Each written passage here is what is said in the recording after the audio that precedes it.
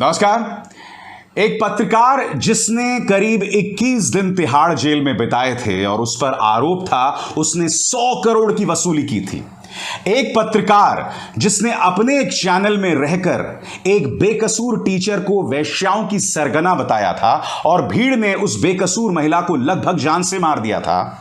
कायदे से उस पत्रकार को मीडिया में कहीं नहीं होना चाहिए था, मगर अब वो एक ऐसे चैनल का हिस्सा बनने जा रहा है जिससे मैंने 5 साल दिए थे, जिस चैनल में मुझे मेरी जिंदगी का सबसे बड़ा पुरस्कार यानी कि रामनाथ गोविंद का अवार्ड मिला था।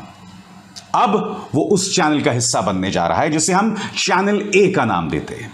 अब आप कहेंगे इसमें कौन सी बड़ी बात है, क्योंकि आज की तारीख में सभी चैनल्स गोदी मीडिया चैनल्स हैं, सभी चैनल्स नफरती प्रचार करते हैं, सभी चैनल्स हिंदू मुस्लिम के जहरीली डिबेट दिखाते हैं। तो उसमें कौन सी बड़ी बात है, क्योंकि वो जो तिहाड़ रिटर्न पत्रकार है उसने पिछले 10 सालों में रहकर अपने चैनल में, जिस चैनल का वो हिस्सा था यानी कि चैनल बी, वहां पर उसने कई झूठी खबरें चलाई, जहरीली खबर चलाई और उसका एक बहुत बड़ा योगदान रहा है समाज के अंदर, जो हम इस वक्त एक अराजकता की स्थिति, एक अशांति की स्थिति देख रहे हैं।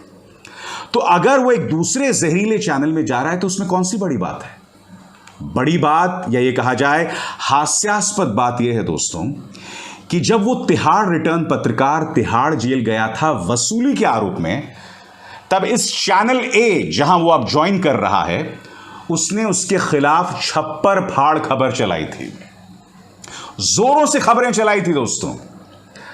अब चूंकि वो इस चैनल का हिस्सा बनने जा रहा है, रहस्यमय तरीके से इस चैनल ने अपने YouTube अकाउंट में जाकर वो तमाम खबरें जो है वो डिलीट करने की प्रक्रिया शुरू कर दी है, उसे हटाने की प्रक्रिया शुरू कर दी है।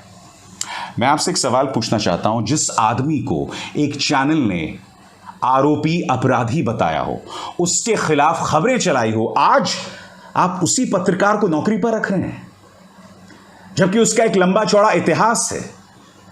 मैंने आपको बताया, न सिर्फ वो 100 करोड़ की वसूली करते पकड़ा गया था, वो भी कैमरे पर। न सिर्फ वो खबर थी बल्कि उसने एक बेकसूर औरत को वेश्याओं की सरगना बताया था। भीड़ ने उस औरत को लगभग मार दिया था और बाद में जब पता चला कि खबर झूठी निकली तब उसका चैनल 1 महीने तक बंद रहा। क्या तेजी का दम भरने वाला यह चैनल इन तमाम चीजों को नहीं देखता? दुख की बात यह है दोस्तों कि यह जो चैनल है देश की एक बहुत ही प्रतिष्ठित पत्रिका से जुड़ा हुआ है। एक पत्रिका जो शायद 70 या 80 के दशक में शुरू हुई थी, जिसकी एक साख हुआ करती थी, मगर पिछले 8 सालों में इस न्यूज चैनल को और इसके जैसे अन्य न्यूज चैनल को सत्ता के सामने हमने झुकते देखा है, बेशर्मी से झुकते देखा है। और एक और बात मैं आपको बताता हूं, ये जो तिहाड़ रिटर्न पत्रकार है ना, जब वो चैनल बी का हिस्सा था यानी कि अपने पिछले चैनल का हिस्सा था, तब उसने उस चैनल के संपादक रहते हुए चैनल ए के खिलाफ जहरीला, अश्लील और वाहियात प्रोपेगेंडा चलाया, उन पर हमेशा निशाना साधा। अब उसने जिस चैनल पर निशाना साधा था, अब उसी चैनल का वो हिस्सा बनने जा रहा है। तो क्या उस चैनल को बिल्कुल भी अटपटा नहीं लगता कि तुम एक ऐसे व्यक्ति को नौकरी पर रख रहे हो जिसने तुम्हारे खिलाफ झूठा और जहरीला प्रोपेगेंडा चलाया था? मगर ये तमाम चीजें मुझे अटपटी इसलिए नहीं लगती दोस्तों क्योंकि ये जो चैनल है, चैनल ए, इसमें पत्रकारों की एक लंबी चौड़ी फहरिस्त है। मसलन जब जहांगीरपुरी बुलडोजर कांड हुआ था, तब इनमें से एक महिला पत्रकार अचानक जमीन पर उतर गई थी, और आप जानते हैं क्यों? वो जमीन पर उतरी और उन्होंने सरकारी प्रोपेगेंडा छप्पर फाड़ चलाया। क्यों चलाया?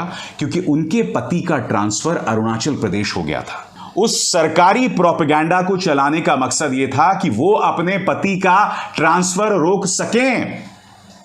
जी हां, इसलिए मैं इन लोगों को पत्रकार नहीं मानता हूं, ना उस तिहाड़ रिटर्न पत्रकार को, ना उस महिला पत्रकार को जो अपने चैनल में रहकर अपने पति की नौकरी बचाने या उसका ट्रांसफर रोकने के लिए ये प्रोपेगेंडा चला रही थी। और आज भी दोस्तों, आज भी अगर मैं नजर डालूं, उनका एक आज कार्यक्रम चल रहा है, वो मैं आपको पढ़ के सुनाना चाहता हूं। क्या किसी एक वर्ग की आबादी तेजी से बढ़ रही है? क्या देश में अब जनसंख्या नियंत्रण कानून बनना चाहिए? देखिए फलाना ढिमकाना प्रोग्राम फलाना ढिमकाना एंकर के साथ।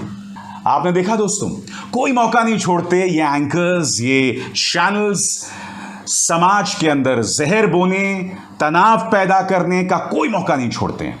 आज की तारीख में एंकर्स नहीं है। अब ये जिस चैनल का भी अभी मैंने शीर्षक आपके सामने पढ़ा, इनकी जो एंकरा हैं, ये अपने आप को भारतीय जनता पार्टी की विधायक से कम नहीं समझती। इनकी जिंदगी की ख्वाहिश है कि कल को जाके वो भाजपा की प्रवक्ता बने और मोदी जी के बाद जो है वो बनारस से सांसद बने। ऐसे महान लोग हैं, ऐसी ऐसी इनकी महत्वाकांक्षाएं हैं, ऐसे ऐसे इनके ख्वाब हैं। मगर ख्वाब की बात करें दोस्तों, तो आज की तारीख में हमारा जो गोदी मीडिया है ना, वो किसी बुरे ख्वाब से कम नहीं लगता। गोदी media looks like a terrible nightmare to me. ये हो रहा आज की तारीख में यहां पर, जहां आपराधिक सोच वाले विवादास्पद लोगों को इस तरह से रखा जा रहा है जो समाज के अंदर जहर तो फैला ही रहे हैं। क्योंकि ये वो तिहाड़ रिटर्न पत्रकार है, आपको याद होगा, इसने अपने चैनल पर बैठकर एक खबर चलाई थी कि 2000 के नोट के अंदर चिप है। अब अच्छा है, जिस चैनल ए का हिस्सा बनने जा रहे हैं उनमें से एक और एंकरा हैं जिन्होंने यही बात कही थी अपने चैनल में खड़े होकर। न सिर्फ ये बात कही थी उस तिहाड़ रिटर्न पत्रकार ने, आपको याद होगा, इसने करीब कुछ 27 किस्म के जिहाद पर एक पूरा कार्यक्रम किया था। और वो जो पूरे कार्यक्रम की जानकारी एक जहरीले फेसबुक प्लेटफॉर्म के आधार पर थी। उसमें कोई रिसर्च नहीं थी, कोई जानकारी नहीं थी, कोई पत्रकारिता नहीं थी। एक व्हाट्सएप फॉरवर्ड के आधार पर उन्होंने पूरा कार्यक्रम बना दिया था। आज मैंने वो खत देखा जो उस चैनल की एक बड़ी अधिकारी ने जारी किया है उस तिहाड़ रिटर्न पत्रकार के स्वागत में। कह रही हैं कि उनके आने से चैनल को फायदा होगा, उनके जो तमाम चाहने वाले हैं वो अब हमारे चैनल का हिस्सा बनेंगे। मैं यही तो पूछना चाहता हूं, इतने सालों से जो तुमने नाम बनाया था उस पत्रिका का और फिर उस चैनल का, आपको एक आपराधिक सोच, एक आपराधिक प्रवृत्ति, एक आपराधिक पृष्ठभूमि वाले व्यक्ति से आपको क्या फायदा होगा? हालांकि ये सवाल मैं इनसे सिर्फ इसलिए पूछ रहा हूं दोस्तों क्योंकि मैंने अपने 5 साल इस चैनल को दिए थे दोस्तों। जैसे कि मैंने बताया, अपनी जिंदगी का एक बेशकीमती पुरस्कार मुझे मिला था।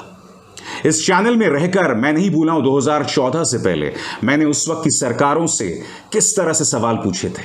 मैं नहीं भूला हूं सलमान खुर्शीद का प्रेस कॉन्फ्रेंस था और मैंने किस तरह से उनसे सवाल पूछा था बगैर डरे। आज उस चैनल की हालत हो गई है कि वो जो है सत्ता का गुलाम है, सत्ता से डरने वाला चैनल है और इसके अलावा कुछ नहीं। और जाते आते एक और किस्सा मैं आपको सुनाना चाहता हूं जो शायद मैं आपको पहले सुना चुका हूं। आप जानते हैं एक न्यूज़ चैनल है, उस न्यूज़ चैनल का एक संपादक हुआ करता था। उस संपादक ने एक बार लिफ्ट के अंदर एक लड़की के साथ बदतमीजी की थी और उसको गलत ढंग से छू दिया था। बाद में उस चैनल ने उस संपादक को नौकरी से निकाल दिया। कुछ सालों बाद वापस उसे नौकरी पर रख लिया गया। ये वही चैनल है जहां राष्ट्रवाद की दुहाई देने वाला एक और पत्रकार काम करता है जिसने एक लड़की के साथ बदतमीजी की थी। वो तिहाड़ी उसी चैनल का हिस्सा बनने जा रहा है। खैर, मगर इस मंच पर मैं आपके सामने हकीकत लाते रहूंगा हमेशा की तरह। और मैं जानता हूं आप लोगों के जहन में एक सवाल होगा कि मैंने उस चैनल का नाम क्यों नहीं लिया, क्योंकि आपको मैंने जितनी भी चीजें बताई हैं सब फैक्चुअली सही हैं, तथ्यात्मक तौर पर सारी जानकारियां सही हैं। मगर आपको याद होगा जब जनरल बिपिन रावत का स्वर्गवास हुआ था, जब उनकी एक दुर्घटना में मौत हुई थी, तब एक पत्रकार ने शराब के नशे में धुत होकर अपने चैनल के अंदर भौंडा नाच किया था। मैंने तो उस पत्रकार का नाम भी नहीं लिया था। तो आप समझ सकते हैं दोस्तों कि मेरा मकसद पत्रकार विशेष या चैनल विशेष का नाम लेना नहीं है, क्योंकि इस हमाम में ये तमाम पत्रकार, ये तमाम चैनल्स नंगे हैं, कोई फर्क नहीं पड़ता। आज की तारीख में आप जिस चैनल में झांकिए आपको इस तरह के किरदार दिखाई देंगे, बेशर्मी से काम करते हुए, बेशर्मी से तरक्की करते हुए।